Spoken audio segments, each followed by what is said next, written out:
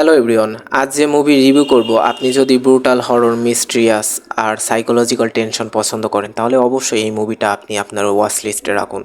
আজকের movie the midnight mid train. মুভির শুরুতে আমরা দেখতে পাই নিউ ইয়র্ক শহরে থাকে লিওন নামের এক ফটোগ্রাফার। সে এমন ছবি তুলতে চায় যেটা মানুষকে শকড করে দিবে, বাস্তব, ডার্ক আর রহস্যময়ী কিছু। তো একদিন রাতে সাবওয়েতে ছবি তুলতে গিয়ে সে দেখে কয়েকজন গ্যাং মিলে একটা মেয়েকে হ্যারাস করছে। লিওন দূর থেকে সব ছবি তুলছিল এবং খারাপ লোকগুলো যখন দেখে সে ছবি তুলছে তখন তারা চলে যায় আর মেয়েটা শেষমেশ বেঁচে যায়। কিন্তু পরের দিন খবর আসে সেই মেয়েটা নিখোঁজ। কেউ জানে না সে কোথায় গেল। আর এখান থেকেই শুরু হয় আসল ভয়ঙ্কর ব্যাপারটা। লিওন লক্ষ্য করতে থাকে গভীর রাতে একটা নির্দিষ্ট ট্রেন আসে, আর সেই ট্রেনে যারা ওঠে তাদের অনেকেই আর ফেরত আসে না। সে তদন্ত শুরু করে, তার ক্যামেরা নিয়ে রাতে রাতে সাবওয়েতে ফলো করতে থাকে। একদিন সে দেখে একটা বিশালদেহী লোক, নাম মাওগানি। লোকটার মুখে কোনো ইমোশন নেই, একদম সাইকোপ্যাথের মতো। সে ট্রেনের ভিতর একা মানুষ ফেলেই ব্রুটালি মেরে ফেলে। এতটাই ব্রুটাল সিন যে লিওন নিজেও ট্রমাটাইজ হয়ে যায়। কিন্তু পুলিশ তার কিছুই বিশ্বাস করছে না, কারণ কোনো ডেড বডি পাওয়া যায় না।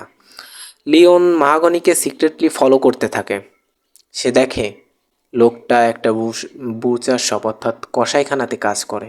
দিনে সাধারণ কসাই এবং রাতে মানুষ শিকার করে।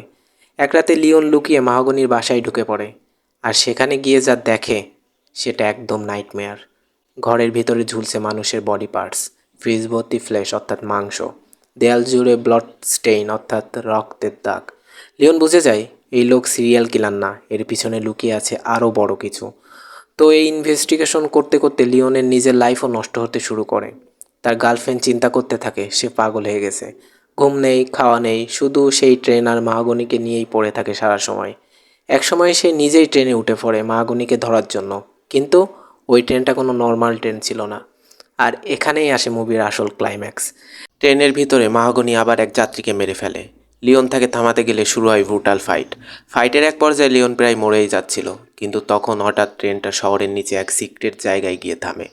আর সেখানে যা দেখা যায় সেটা পুরো মুভির সব থেকে ডিস্টার্বিং টুইস্ট। শহরের নিচে থাকে একদল অদ্ভুত ক্রিয়েচার। তারা পুরোপুরি মানুষ না। বছরের পর বছর ধরে তাদেরকে খাবার দেওয়া হয় ওই ট্রেনের মাধ্যমে। মানে মাহাগনি মানুষ মারত নিজের প্লেজারের জন্য না, সে ছিল একজন কর্মচারী।